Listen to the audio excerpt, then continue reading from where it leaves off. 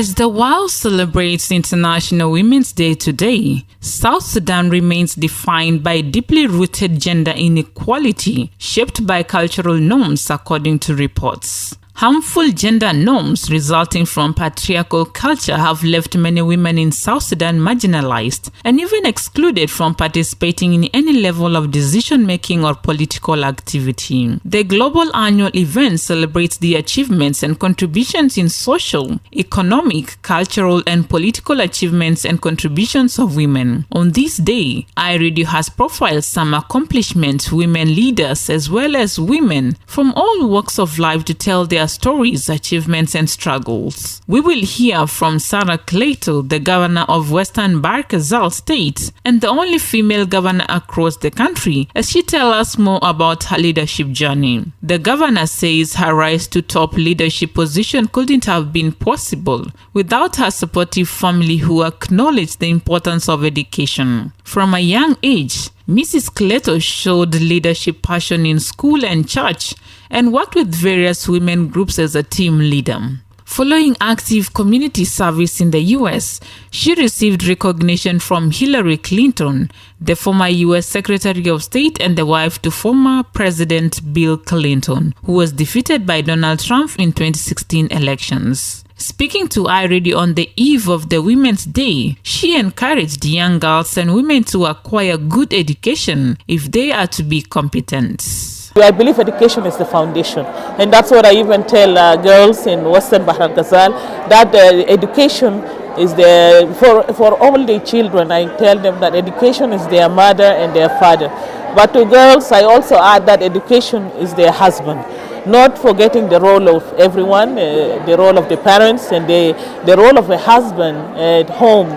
As we heard from other leaders, it's also important to get that supportive partner, a supportive husband who support their partners in the public office and in all other. The theme for this year's International Women's Day focuses on digital innovation and technology for gender equal world. According to Girls Globe, women in underdeveloped regions face cultural barriers hindering them from participating in science, technology, engineering, and maths field. More women enroll in arts and social science programs than they do in STEM programs. The disparity in enrollment is largely due to social structures that push women away from these fields. Female participation in science occupation is also negatively affected by societal beliefs about the appropriate roles of women and the expectations that women will live a traditional and domestic lifestyle. To break the barriers that continue to discourage women and girls from being involved in technology and innovation, women and girls have started enrolling in ICT-related work. Sarah Clayton encourages women and girls to take science subjects and be technologically informed by participating in activities that help them in that sector.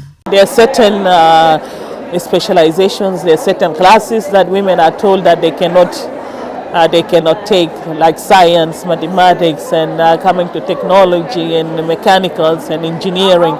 So women, in fact, this has changed over time, and I believe with this year we have to encourage ourselves. We have to also go beyond our limits. We have to go, like they say that the sky is the limit. With the theme, we are encouraging women, like in WOW, there are a number of programs in terms of training and computer training and technology training for young women, for girls in the schools. So this is now changing, and I want to encourage, even if you're a nurse, you need to be savvy in technology. If you're a businesswoman, if you're a student, so this is something that we have to increase training for women and to encourage women also to take charge in becoming technologically savvy, because the world is changing and now the world is becoming all connected. We have to have some backgrounds and be able to use technology, and we have to be innovative. We in the state, we are going to take this serious, encouraging young women. Through the affirmative action in the transitional agreement, South Sudanese women were given 35% representation in governments. Such affirmative action is meant to increase women participation in governance and be part of major decision-making with key attention on women issues. However, despite the provision, women still find it difficult to work in the government without facing several challenges. Josephine Nafon, currently the Minister of Environment, points out some of the challenges that they go through as women leaders while discharging their duties. As someone who was born during the decades-long Sudanese civil war, Nafon was mentored by the Catholic Church to become a woman leader. She says she has encountered numerous challenges while working in a male-dominated environment. The challenges as a woman, of course, we face so many challenges. To be there as a woman is always a great challenge and a threat to our fellow men. Of course, as a woman leader, I have faced a lot from our counterparts who are our men. Of course, they always think that women cannot do, but anything, it is always related to men. Men can do more than women. But now we are also showing them that women can do. And we have to be equal in everything that we do. On the 8th of March, the International Women's Day, that is the day that as women we commemorate our struggles, we commemorate the contribution that we are doing so far and that we are bringing to our communities and especially to our government. So that is the day that women come together so that we see our past and also we see our future and where we are going as women. And as women, we need to have one agenda. And our agenda is always to look into the issues that actually takes the welfare of the women in anything that we do. Nafont went ahead to point out some of the issues that are to blame for the gender inequality in the community, like early and forced marriages. She called on the youth to work together for the betterment of themselves. I know our young girls are suffering. Most of them are suffering in silence because we know there is early marriages, there is forced marriages, and illiteracy is taking its course in our communities. Most of the communities are still backward. We know our children, our young girls are dying in silence. When you go to the community that I come from, it is a community that there is too much child marriages. You get a child of 9 years being married to an old man of 90 years. So you ask yourself, what can this 90 years man do for this young child? It is just an abuse, and as young people, I think you need to come together. You are the future generation of this country. You are the founders, you are the pillars. And bear in mind that you are the majority. In any decision making, we need to make sure that our young girls have to be there. The youth has to be put in all the decision makings, either in the government, the community, or in the private sector. So my message to the young people is actually to unite themselves and let them not be used by us, the politicians. They should do the right thing for their country. According to a survey by the Ministry of Gender, Child and Social Welfare and the Japan International Cooperation Agency, South Sudan's economy relies heavily on subsistence farming for food security and economic development, most of which is small-scale, private and predominantly family-based. Women perform 80% of all subsistence farming in the country, but their crucial role and contribution to food security often goes unrecognized. These gender gaps are hindering factors for women's empowerment in the economy. To bridge the gap, women are being encouraged to join businesses to boost their economic participation. Last year, the World Bank approved a $70 million International Development Association grant to boost women's social and economic empowerment in South Sudan. The project aimed at helping women to grow their businesses and improve their livelihood by empowering grants, training, and technical assistance.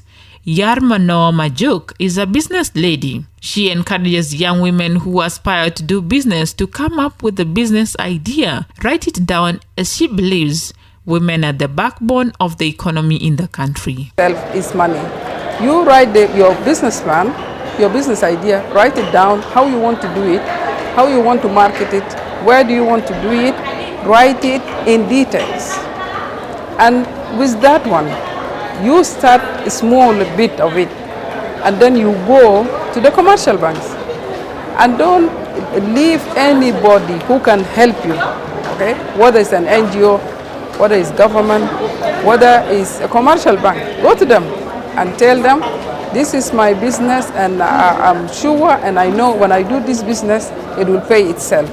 So the bank manager will want to see how is this money going to be paid back.